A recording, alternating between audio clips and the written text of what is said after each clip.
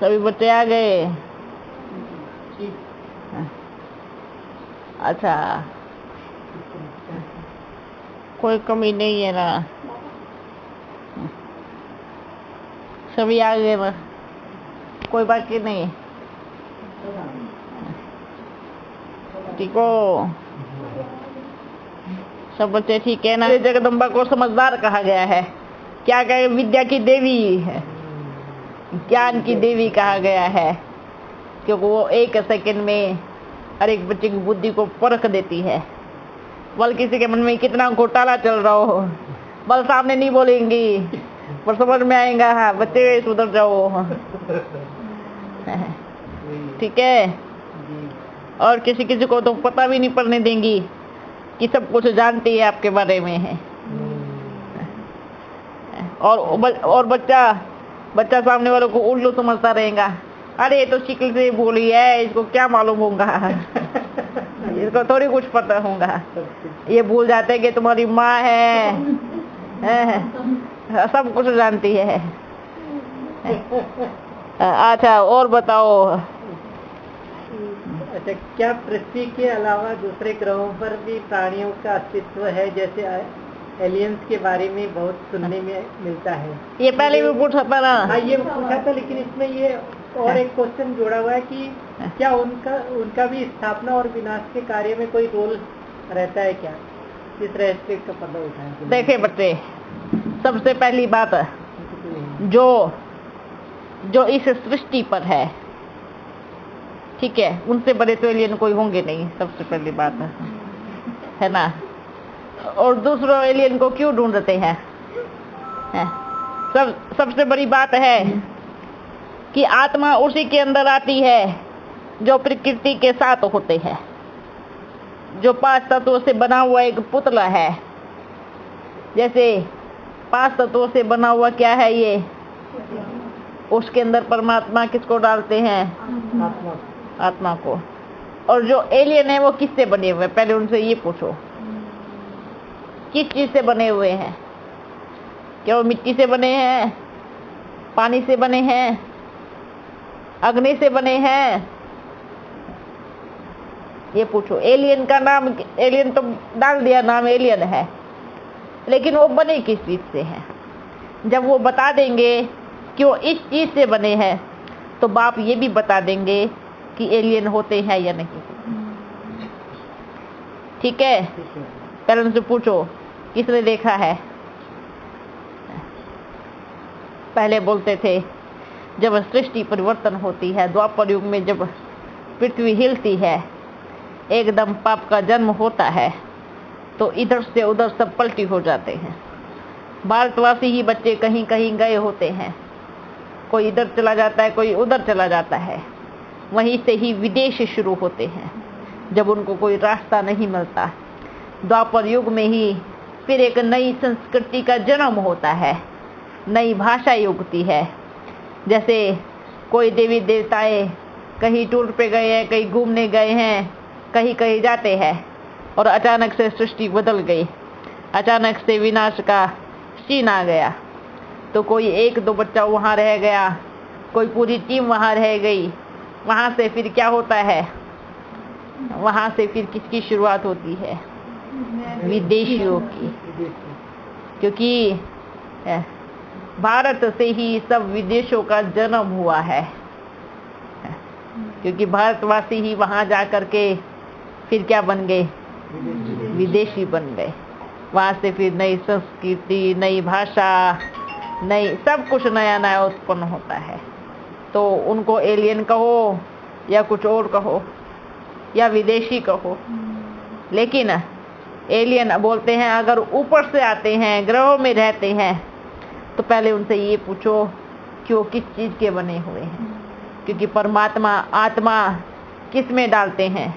जो इस प्रकृति से बनी हुई, चाहे कोई चींटी हो, चाहे कोई कीड़े मकोड़े हो, चाहे जो इस धरती पर उगा हुआ हो, जो प्रकृति से बना हुआ हो। जो प्रकृति से बना ही नहीं, जो प्रकृति से परे है, वो परमात्मा से भी परे है। अर्थात परमात्मा अपने बच्चों को कहाँ भेजता है? इस सृष्टि पर। ठीक है, और पूछो।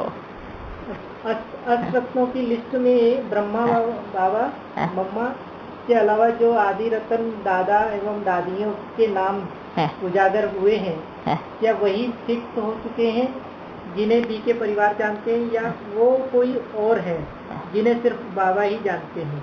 जिन्हें सिर्फ बाबा ही जानते हैं। ठीक है, बस। हाँ, बी के वालों में पहले कहेंगे 2 रत्न फिक्स रखो, एक रखो मम्मा बाबा। ठीक है, वो फिक्स रखो ही रखो, लेकिन और किसी का कोई भी नहीं बता पाएगा, क्योंकि उनको सिर्फ अपन और अपन का बाबा जानता है।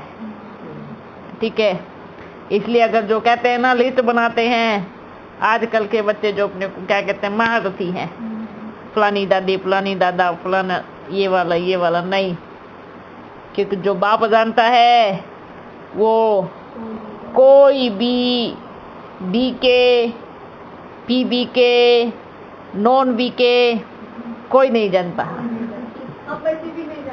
बिल्कुल नहीं जानते हैं। आपको बताया तो फिर कैसे जानेंगे? नहीं जानेंगे ना, ये आपको पता ही नहीं है। बोल हो रहे हो? नहीं हो रहा। नींद आ रहा है? नहीं हो रहा। आना नहीं चाहिए है।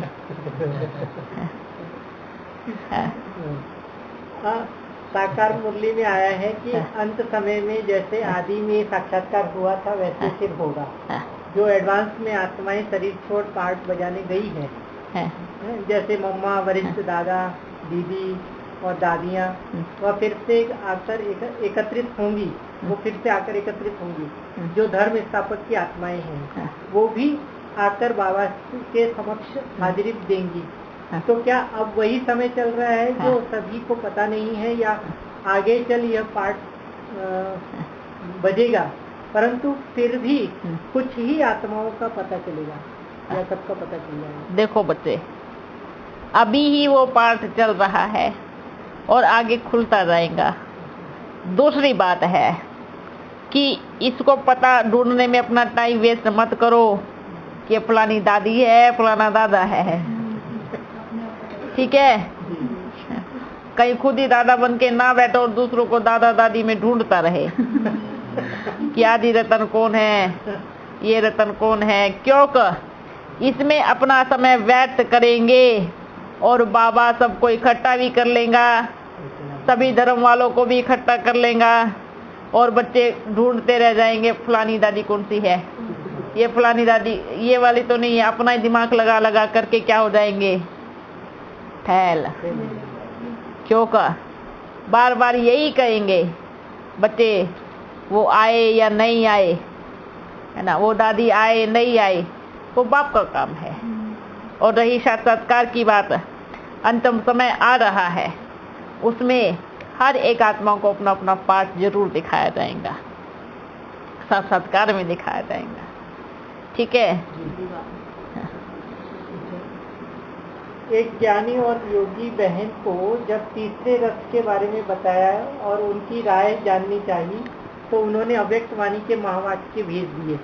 जो बाप दादा ने कहा है वह इस प्रकार है। अव्यक्त वाणी डेट भी दिया 11/4/82 को। यह जो साकार की मुरली है वही मुरली है, जो मधुबन से श्रीमत मिलती है वही श्रीमत है। बाप सिवाय मधुबन के और कहीं मिल नहीं सकता। सदा एक बाप की पढ़ाई में निश्चय हो। मधुबन से जो पढ़ाई का पाठ जाता है वही पढ़ाई है, दूसरी कोई पढ़ाई नहीं है।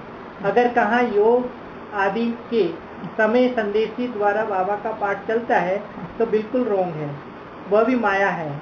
हमको एक बल एक भरोसा, उसको एक बल एक भरोसा नहीं कहेंगे। मधुबन के जो मुरली आती है उस पर ध्यान दो, नहीं तो और रास्ते पर चले जाएंगे। मधुबन में ही बाबा की मुरली चलती है, मधुबन में ही बाबा आते हैं, इसलिए हर एक बच्चा ये सावधानी रखे, नहीं तो माया धोखा दे देगी। बिल्कुल है, कितनी अच्छी बात की। मधुबन में ही बाबा आते हैं। सही तो बोला, मधुबन में ही आए थे ना पहले तो। मधुबन में ही आए थे ना। कराची भी मधुबन था, दिल्ली भी मधुबन था, मधुबन तो था ही मधुबन। अब अभी ये भी मधुबन है। क्यों? क्योंकि जहाँ मधु है वहाँ वन है, और जहाँ बाप और बच्चे हैं। अच्छा एक बात बताते हैं, मधुमक्खी का छत्ता देखा ना? वो एक रानी मक्खी होती है, उसमें जहाँ रानी मक्खी उड़ती है ना, सारी उसके पीछे पीछे पीछे पीछे उड़ती है। फिर सारी मक्खियाँ फूल से शहद चूसती है और एक ही स्थान पर जाकर के बड़ा सा वो बना देती है, शहद भरा। अब लोग क्या करते हैं, दृष्टि पड़ती है तो क्या करते हैं, क्या करते हैं, सारे शहद को निकालने के लिए। फिर रानी मक्खी क्या करती है, सबको झुंड को लेकर क्या करती है, फिर से उड़ेंगी और फिर से सारी टीम को लेकर के फिर क्या करेंगी, लेकर के अपनी टीम को। अब आप शहद चूसते रहो, क्योंकि आपके पास सिर्फ वो शहद है और अपने पास तो वो कला है कि जहाँ बैठ जाएगा वहाँ मधुमक्खी का छत्ता बन जाएगा। ठीक है, इसलिए क्या करना है, बस रानी मक्खी को पहचाने हैं। रानी मक्खी जहाँ जावे वहाँ मधुमक्खी का, और वहाँ बन गया। तो बाबा किस में आते हैं, किस में आते हैं, तो मधुबन में तो आ रहे हैं ना, मधुबन में तो आ रहे हैं। और कहाँ बताओ भाई, आप मधुबन के एक वो मधुबन एक छत्ता बनाया छोटा सा, आप उसमें से शायद चुसते रहो है ना, और अपन इससे भी बुरा जा करके आगे बना देगा। खत्म हो जाएगा तो अब शायद खत्म हो जाएगा तो फिर ढूंढेंगे कहाँ गया भाई, क्योंकि आपके पास तो सिर्फ छत्ता है और अपने पास तो हथियार है ना, अपने पास तो वो गुण है, कला है। क्योंकि फिर देखेंगी ना, और सारे झुंड से भी मक्खियाँ उतर के सब अपनी टीम में अपने आप आ जाएगी। समझ में आया? और पूछो। मुरलियों में अब तक स्वयं को आत्मा समझ याद करने पर महत्व दिया गया था, अब ओम पर ज्यादा जोर दिया जा रहा है। इसके पीछे कोई रहस्य क्या है? बिल्कुल रहस्य है, पूरा करो। तो पहले क्यों नहीं ओम को इतना महत्व दिया गया था? विकर्म विनाश तो याद से होगा ना, या ओम ध्वनि से? मुरली में आता है ज्ञान से वेल्थ, तो योग से हेल्थ की प्राप्ति होती है। तो ओम से क्या कहेंगे? यह ओम उच्चारण मन में करना है या आवाज के साथ, जैसे भक्ति मार्ग में करते हैं? देखो, अभी जब ओम की ध्वनि चल रही है ना, तो हर किसी बच्चे के मन में एक ही सवाल उठ रहा है कि भक्ति मार्ग वालों जैसे ये भी आवाज से जोर जोर से चिल्लाना शुरू कर दिया है। यही बात है बच्चों की परख में, यही बात है। अच्छा एक बात बताओ, अभी थोड़े समय पहले कितने वर्ष से एक वो चलता था, पैसा नोट चलता था। क्या चलता था?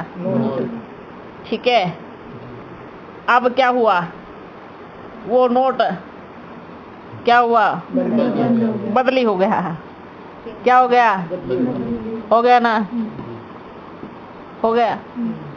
अब आप ये बताओ, परिवर्तन हुआ? जो पहले चलता था सब उसको समेट के बैठे थे। क्या समेट के बैठे थे? बस यही काम आएगा, यही काम आएगा, यही काम आएगा। इतना छुपा छुपा के सबने रखा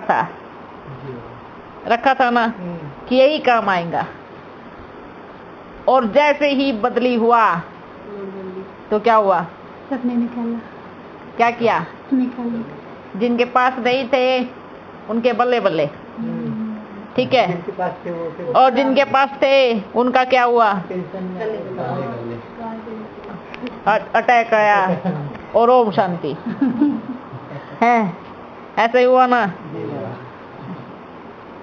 अच्छा, पहले सतयुग था, फिर 2 कलाकर्मी त्रेता आया, फिर और ज्यादा कलाकर्मी क्या आया, द्वापर आया। द्वापर में पैसे भी दूसरे, भाषा भी दूसरी, सब कुछ दूसरा चला। अब फिर कलयुग आया, कलयुग में सारे नियम कायदे कानून बदल गए। ठीक है। अब संगम युग आया, 100 वर्ष का युग आया।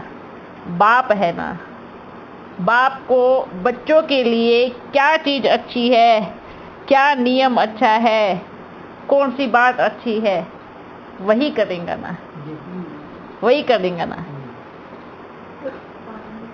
समझ में आया? अब मानो कहते हैं आवाज में आना, अब क्योंकि आवाज का समय आ गया है। कैसे? अब जब चारों तरफ बच्चे चिल्ला रहे होंगे, चीख रहे होंगे, तड़प रहे होंगे, क्या आप बच्चे शांति से बैठकर उनका आवाज सुनेंगे? या ऐसी ताकत है किसी में जो बैठकर चुपचाप उनका आवाज सुनते रहेंगे और आप शांति से बैठ करके परम धाम में बाप को याद करेंगे? किस में इतनी ताकत है बताओ? है? नहीं लगेगा ना। शांति वाला योग कहाँ? अच्छा, कई बच्चे कहते हैं कमेंट्री से योग करे, साइलेंट में योग करे। साइलेंट में कितना योग लगता है वो भी बच्चे बतावे। कहीं से थोड़ा आवाज आया, बुद्धि योग चला गया। अब जब चारों तरफ हाहाकार मचेगा, बचेगा ना। सारी सामग्री यज्ञ में स्वाहा होगी, आवाज तो आएंगी ना, जलने की, कटने की, मरने की, बहने की। तो क्या आप शांति में बैठ सकते हैं? कौन बैठ सकता है? चुपचाप बैठ के कौन सुन सकता है? ऐसी अवस्था है, क्योंकि आपके पास तो टेलीफोन भी नहीं होगा, आपके पास तो टेप रिकॉर्ड भी नहीं होगा जो आप कमेंट्री करे सुने। होगा ऐसा? तो फिर क्या चाहिए?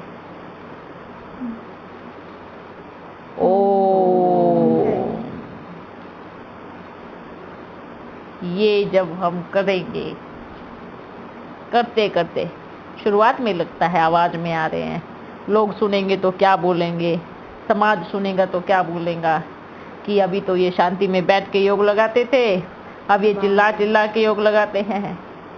अभी कहेंगे वही बच्चे, अभी ही कहेंगे।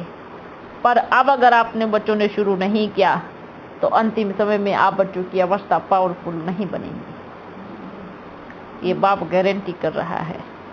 अगर अभी से बच्चों ने नहीं शुरुआत किया तो अंतिम समय अवस्था एकदम कच्ची रहेंगी और बुद्धि योग इधर उधर भटकेगा।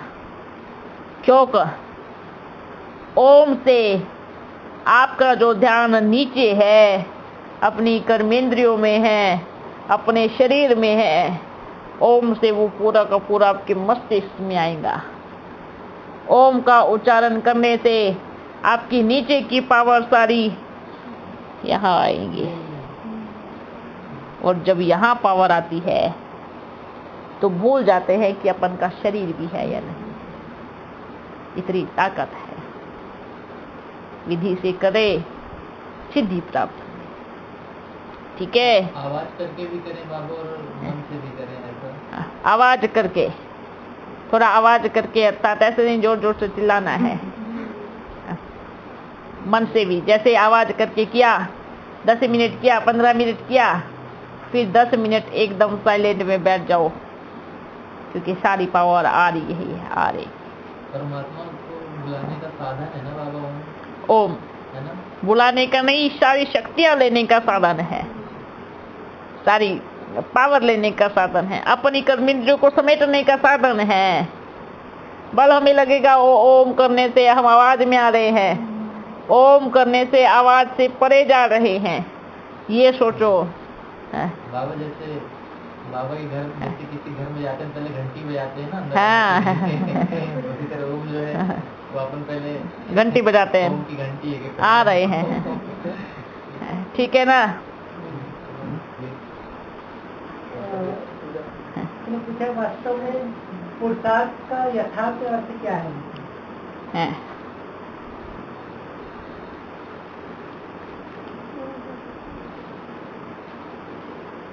जब भी सवाल पूछते हैं और जो पूछते हैं उनसे ये भी पूछो आपकी ज्ञान की उम्र कितनी है। ठीक है? पुरुषार्थ का यथार्थ अर्थ ये 2 मास वाला या 4 मास वाला या 1 वर्ष वाला पूछ सकता है।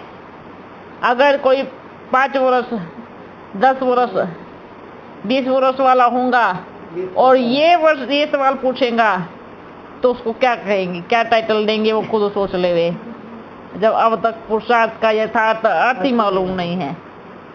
पूछो, पूरा पूछो। उसके बाद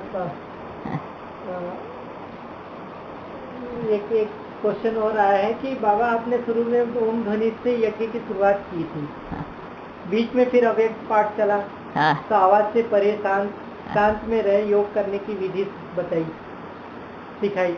अब फिर ओम ध्वनि करने से जैसे वापस आवाज में आ रहे हैं, ऐसे लग रहा है। एक्चुअल में करे तो क्या, कैसे करे, क्या करे? बिल्कुल अच्छा, साइलेंट में रह करके योग की विधि तो बताई, पर उन बच्चों से ये पूछो कि उस विधि पे खरा कौन उतरा? कौन उतरा बताओ?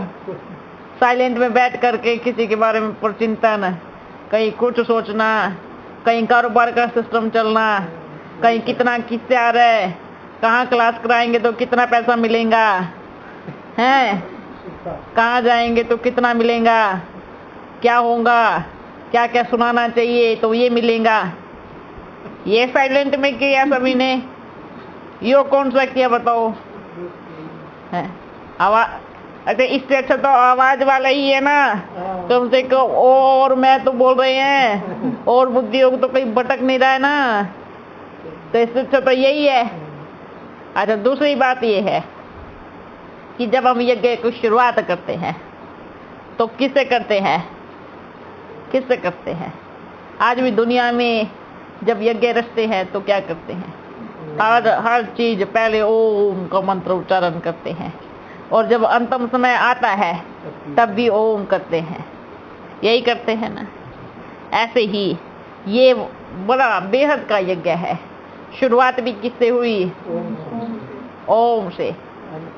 बीच में बहुत सामग्रियाँ चली गई, बहुत धन दौलत चला गया, बहुत गड़बड़ घोटाला चला गया। अब अंतिम समय साफ सुथरा करना है। क्या करना है? ओम मैं आत्मा की तैयारी परमात्मा के पास जाने की हो गई है। अब मैं आत्मा अपने प्यारे ओ परमात्मा के पास जा रही हूँ। याद दिलाओ अपने आप को। जब भी ओम करके बैठते हैं, पूरा करते हैं, तो 5 मिनट एकदम आंखें बंद रखो और साइलेंट में देखो क्या अनुभूति होती है, क्या परम धाम की शांति की अनुभूति होगी, क्या सुख मिलेगा, क्या शांति मिलेगी। ठीक है? अच्छा, दूसरा पूछो। अच्छा, एक साउथ से बोले एक महाराज है धर्मेंद्र स्वामी, उसने सारी भविष्यवाणी कर दी थी जो बाबा का विचार जो चल रहा होता है, तो वो मैंने उसका क्या रोल कहेगा कि ज्ञान में आएगा या नहीं आएगा, ऐसे इसको क्या कहेंगे? अब इसको क्या कहेंगे? तो बाबा ने जो ज्ञान दिया वो सब पहले से बता दिया था। नहीं, भला चाहे कोई भी है, पर इसको क्या कहेंगे? ये चलो सवाल ठीक है, कोई बात नहीं। ये कितने वर्ष वाला बच्चा है? इसको पुराना है। अच्छा, क्या कहेंगे? अब इन बच्चों को क्या कहें कि खुद का श्रृंगार करने में इतना टाइम लग रहा है, दूसरों को देख रहे हैं। उसने ये कहा था, अरे आपने माथे पे बिंदी नहीं लगाई, लगाओ। कान में नहीं पहना, पहनो। अभी तक चुनरी नहीं ओढ़ी, ओढ़ो। और खुद नहाई भी नहीं है। क्या कहेंगे इसको बताओ? खुद का देखे ना, हम तैयार है, वो तो तैयार हो करके आ भी जाएगा, मिल भी लेगा, वर्षा भी पा लेगा, और खुद क्या सोचते रहेंगे? उसने ऐसे बोला तो वो कहाँ पे है, उसका बात कहाँ पे है? बाप से मिलना है या उससे मिलना है? पहले पूछो, ये पूछो, बाप से मिलना है या उससे मिलना है? ये एक आपने ये सिर्फ आंखों से देखा है। प्रकृति में ऐसे ऐसे रहस्य पड़े हैं, ऐसे जंगलों में ऐसे ऐसे बच्चे हैं जिनका उनको मालूम भी नहीं है। तो उनका कब बाबा ने कहा फलाना फलाना वहां बैठ करके बाप को पुकार रहा है और अपन जाने वाले हैं। ये पीछे रहने की निशानी है। दूसरे को श्रृंगार को मत देखो, फलाना ऐसे करता है, वो करता है, खुद का देखो। ठीक है। और एक क्वेश्चन है कि क्या ब्रह्मा बाबा को, मतलब आपको सूक्ष्म शरीर में रहते खाने पीने देखने सुनने अथवा कोई भी सूक्ष्म भोग भोगने की थोड़ी सी इच्छा नहीं होती? क्योंकि सुनने में आता है कि सूक्ष्म शरीर में ये सब चीजें और भी उग्र रूप धारण कर लेती हैं। जिसने भी पूछा है, चलो ठीक है, बच्चे को जवाब देते हैं। सबसे पहले कहेंगे अपन का तो बिल्कुल ना। अगर ब्रह्मा भी भूखा रहेगा तो उसके बच्चों का क्या होगा? अगर सृष्टि का स्थापना करता भी भूखा रहेगा, असंतुष्ट रहेगा, तो फिर सृष्टि का क्या होगा? तो सारी सृष्टि क्या भूखा मरेंगी? सारी सृष्टि की इच्छा जागृत होंगी। सबसे पहली बात, इच्छा किन की उभरती है? कौन ज्यादा सूक्ष्म शरीर में इच्छाएं रखते हैं? जिनकी अंतिम समय में दुनिया में कोई ना कोई आश अटकी है, किसी ना किसी में बुद्धि योग अटका है। या तो वो खाने पीने में, या तो वो अच्छा कपड़ा पहनने में, या तो अच्छा दिखने में, या तो कोई प्यासा शरीर छोड़ जावे उसमें, या तो कोई भोग विलास में शरीर छोड़ता है उसमें। ऐसी इच्छाओं से जो मरता है उसकी इच्छा शरीर छोड़ने के बाद उग्र होती है। लेकिन अपन का कौन एक ही इच्छा थी क्या? बस अपन बाप की गोद में बैठ कर जावे। एक अपन जो पता है शरीर छोड़ने के बाद अपन बाप की गोद में बैठेगा तो कौन सी इच्छा रहेंगी? भूखे थोड़ी मरे थे या प्यासे थोड़ी मरे थे जो इच्छा होंगे। ठीक है। इच्छा मात्रम अविद्या, ऐसी स्थिति है। तो सारी इच्छाओं से मुक्त। ठीक है। और पूछो। अच्छा, और सवाल है, हम ब्रह्मास्मि किसी भाई का कल फोन आया था कि 1940 के आसपास अहम ब्रह्मास्मि बाबा ने बोला था, और बाद में बोला ये रोंग है करके निकाल दिया। क्योंकि इसका क्या रहस्य है? अहम ब्रह्मास्मि का कुछ निकला था क्या अपने यज्ञ में? पहले पूरी लाइन सुनावे। क्या था आपको सुनाई? उनको पूरी लाइन मालूम है? पूरी लाइन नहीं मालूम, बस इतना ही बोला। तो बीच की खिचड़ी नहीं खानी अपन को, पूरी लाइन बनावे। क्योंकि ये जो पूरी लाइन होती है ना, इसमें ही अर्थ बताएंगे। ठीक है। क्यों कहा ये चीज इसलिए होता है क्योंकि संपूर्ण ब्रह्मा कब बनता है? कब बनता है? अहम ब्रह्मास्मि कहा और फिर कहा ये रोंग है, ये गलत है कि मैं ब्रह्मा नहीं हूँ। कौन सा ब्रह्मा नहीं हूँ? संपूर्ण ब्रह्मा नहीं। ब्रह्मा और संपूर्ण ब्रह्मा दोनों में फर्क है। ठीक है। जैसे हाँ, ब्रह्मा जैसे बाबा आते हैं तो क्या होता है? बाबा नाम देते हैं। बच्चे आपको क्या बनना है? ब्रह्मा। ठीक है, ठीक है, ब्रह्मा। तो फिर बाबा ने कहा संपूर्ण ब्रह्मा। एक होता है ब्रह्मा, एक होता है संपूर्ण ब्रह्मा। क्योंकि जब शरीर छूटता है, अंतिम घड़ी आती है, संपूर्ण बनने की घड़ी आती है, तब बनते हैं हम ब्रह्मास्मि। ठीक है। और दूसरी बात है ये, क्योंकि ऐसा तो नहीं होगा ना कि सारी मुरली लेकर के बैठ करके अपन याद कर करके सबको बताएंगे कि ये भी बोला था, ये भी बोला था। ठीक है, वो पुस्तक पुरानी हो गई है। क्या हो गई? अब नई पुस्तक चल रही है, क्योंकि अब समय चल रहा है घर जाने का। ठीक है। अच्छा, बाबा ने ऐसे बोला, पर बाबा ने अब ऐसे बोला, ये देखे ना। ठीक है, पढ़ाई पढ़ी है ना सभी ने। टीचर अगर गणित का सवाल समझाएगा, तरीके होते हैं ना, कई समझाने के तरीके होते हैं। अब मान लीजिए वो समझा रहा है, एक बच्चे की क्लास लिया, भाई आपको गणित सिखाएंगे। ठीक है, कहेंगे कि इसमें ये होता है, ऐसे होता है। अब दूसरा सब्जेक्ट में आए, उसमें क्या कहेंगे? इसमें ये नहीं होता है, उसमें वो नहीं होता है। होता है ना? क्या दोनों को बनाएंगे, मिलाएंगे, खिचड़ी बन जाएंगी ना? कभी पास नहीं हो पाएंगे, क्योंकि जो उसमें है वो उसमें नहीं, और जो उसमें है वो उसमें नहीं। कि दोनों की पुस्तक अलग अलग है। ठीक है, जैसे कि जो साइलेंस में शक्ति है वो साइंस में नहीं, और जो साइंस में है वो साइलेंस में ही है, क्योंकि साइलेंस में से ही साइंस का जन्म हुआ है। समझ में आया? किसका? साइलेंस से ही, साइलेंस से ही साइंस का जन्म हुआ है। ठीक है, समझ में आए? क्योंकि सबसे बड़ी से बड़ी पावर क्या है? साइलेंस। अच्छा बच्चों, आज बड़ी चर्चा हो गई ही। ठीक है बाबा, हाँ, ये झूलेलाल का क्या महत्व है? आपको क्या पता झूलेलाल का महत्व?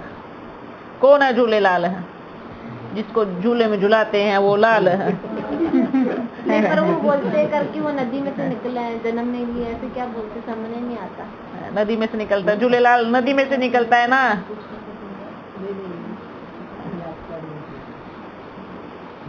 क्या मतलब है झूलेलाल का? वही जब आपने बताया, झूले में झूलने वाला लाल। बताओ। पर सब लाल झूले में झूलते हैं। पर बाबा, उन्होंने उनकी स्टोरी कैसे बनाई है करके, वो मछली के ऊपर बैठ के नदी से। देखो बच्चे, ये हर एक ने अपनी मनमत से कहानियां बनाई हैं। ठीक है, आज बताओ कोई भी किसी भी, आप देखो वहां जाओ, कहाँ, चित्तौड़गढ़ में, वहां पे आपको नई कहानी सुनने को मिलेंगी, क्योंकि जो सही में जानते थे वो रहे नहीं। हर किसी ने अपना धंधा करने के लिए अपनी मनगढ़ंत कहानी लिख दी। हर तरह से अपना मन मत विचार मिला करके कहानी लिख दी। सिर्फ ये पूछना चाहते हैं, किसने देखा? जिसने देखा है वो आ जाओ। जिसने देखा है वो आकर के मिलो। वही तो बोल रहे हैं ना, देखा है तभी उनसे बोल रहे हैं कि भाई आपने देखा है, आकर के बताओ, फिर अपन सही अर्थ बताएंगे क्या मतलब है। ऐसा थोड़ी बताएंगे। जानने वाले के टक्कर का आना चाहिए ना सामने। छोटे छोटे बच्चों से क्या लड़ाई करेंगे बताओ? नहीं, लड़ाई नहीं करेंगे बाबा। लड़ाई अर्थात टक्कर है। ठीक है, अर्थात जिसको मालूम है, अब मान लीजिए दो आमने सामने टक्कर वाले योद्धा तो लड़ेंगे ना। जब मैदान में उतरते हैं तो कौन लड़ते हैं? या तो मुझे उनका सारी शक्तियों को मालूम होगा, तो उनको मेरी सारी शक्तियों का मालूम होगा, या मेरी कमजोरी का, या फिर उनकी कमजोरी का। हाँ, बच्चे छोटे होते हैं ना, उनको सारे वार नहीं बताए जाते, कहाँ करते हैं कहाँ नहीं करते हैं। तो बाबा वो पहले तलवार पकड़ना सीखेंगे, है ना बच्चे? अगर कहीं गलत शब्द लगा दिया तो गड़बड़ हो जाएगा। बाबा की मुरली बाबा ने बोला कि योद्धा ने योगी बनो। हाँ, योगी अर्थात यही चीज है। योगी योद्धा मतलब जब योग में रहते हैं तब ही योद्धा युद्ध करते हैं। किससे करते हैं? पहले माया से, अपनी कर्मेंद्रियों को कंट्रोल में करने के लिए। ठीक है, ये बाप कहते हैं। योगी ही सच्चा योद्धा है, और जिसका योग नहीं वो पक्का योद्धा नहीं। वो युद्ध में बहुत बार मार खा सकता है, क्योंकि योगी माना क्या? जो अपनी शक्तियों को जान सके, जो अपनी कर्मेंद्रियों को पहचान सके और कंट्रोल कर सके, वही युद्ध में विजय प्राप्त कर सकता है। और जिनको यही मालूम नहीं कि आपका कौन सा पार्ट कमजोर है, कौन सा शक्तिशाली है, वो कहाँ से युद्ध लड़ेगा? वो कहाँ का योद्धा होगा? वो तो पूरे राजपाट को बर्बाद कर सकता है। समझ में आए? इसलिए पहले क्या बनो? योगी। योगी बन के युद्ध के मैदान में उतरो। ओके, समझ में आया? इसलिए बाबा यही कहेगा, आप बच्चों को अपन जितना दे रहे हैं ना बहुत है, क्योंकि आप अभी छोटे छोटे बच्चे हो। पहले तलवार चलानी सीखो, है ना? ठीक है, क्या सीखो? पकड़नी सीखो पहले, फिर चलानी आएंगी। आप चिंता क्यों करते हो? बाबा है ना, दोनों हाथ से चलाते हैं। ठीक है। हाँ। 100 साल का संभव योग होता है, जिसके आगे एक्स्ट्रा होते हैं साल, वो फिक्स है कि वो 1.25 साल 15 या 25। देखो बच्चे, सवा का बहुत महत्व है, इसलिए संगम युग भी इतने का है। लेकिन परिवर्तन होता है 100 वर्ष में, सिमटता है 15 से 20 वर्ष में। क्योंकि मानो आपका मकान तो बन गया, पर नीचे की सफाई नहीं हुई, है ना? आपका ये प्लेन करना है, अच्छे से सफाई करनी है, एकदम चमकाना है। उसके लिए क्या लगेगा? उसके लिए समय लगेगा। जैसे कि प्रकृति बना तो देंगी, पर जो शरीर सड़ेंगे, खाद बनेंगी, उसमें तो थोड़ा टाइम लगता है ना, उसमें समय जाएगा। ठीक है। जो महान आत्मा है ना, वो आती है, परमात्मा ऐसे नहीं आ सकता है। अच्छा, उनको पहले पूछो महान आत्मा को आने की क्या जरूरत है इधर? महान आत्मा होंगी तो उनको जरूरत क्या है आने की? वो महान कर्तव्य करेंगी, अपने शरीर से करेंगी, उनको दूसरे के शरीर में आने की क्या जरूरत है? और महान आत्मा होंगी भी तो फिर से जन्म लेंगी, तो वो भटकेंगी क्यों? भटकेंगी क्यों? और वो बाप की नकल थोड़ी करेगा। बाप की नकल सबसे पहली बात है। कई बच्चे कहते हैं ना, जो ये कहते हैं बहुत अच्छी आत्मा होंगी, महान आत्मा होंगी, वो आकर के ज्ञान सुना रही होंगी। अच्छा, तो अपन क्या कहेंगे? अरे बुद्धू, आपने तो महान आत्मा की भी कदर नहीं की महान आत्मा की कदर? अगर महान आत्मा की कदर है तो आके मिलो ना। महान तो है, चलो महान ही समझ लो हो। सोचो महान आत्मा ही आई है तो महान बनो आकर के। महान आत्मा है तो आकर के मिलो, सबको मिलाओ, महान बनो मिल करके महान आत्मा से ही। ठीक है, ये बच्चों की बुद्धि है। अब बाप दूसरा जवाब उसका देते हैं। महान आत्मा अगर है तो वो अपने आप को परमात्मा कभी नहीं कहेगी। ये है महान आत्मा की निशानी कि वो अपने आप को कभी बाप का टाइटल देगी ही नहीं। ये है सही में महान आत्मा। समझे?